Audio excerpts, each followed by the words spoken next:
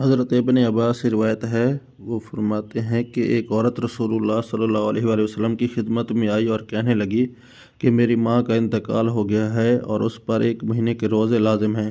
تو آپ صلی اللہ علیہ وآلہ وسلم نے فرمایا، کیا تیرا کیا خیال ہے کہ اگر اس پر کوئی قرض ہوتا تو کیا اسے ادا کرتی؟ اس نے عرض کیا، ہاں۔ آپ صلی اللہ علیہ وآلہ وسلم نے فرمایا کہ اللہ تعالیٰ کا قرض زیادہ حق ہے کہ اسے ادا کیا جائے۔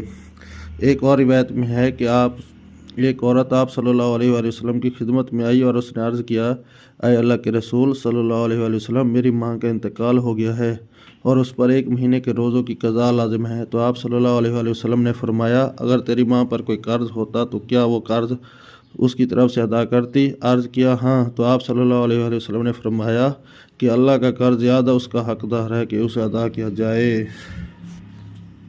حضرت ابن عباس سے روایت ہے کہ ایک عورت رسول اللہ صلی اللہ علیہ وآلہ وسلم کی خدمت میں آئی اور عرض کرنے لگی، اے اللہ کے رسول، میری ماں کا انتقال ہو گیا ہے اور اس پر منت کا روزہ لازم تھا، تو کیا میں اس کی طرف سے روزہ رکھوں؟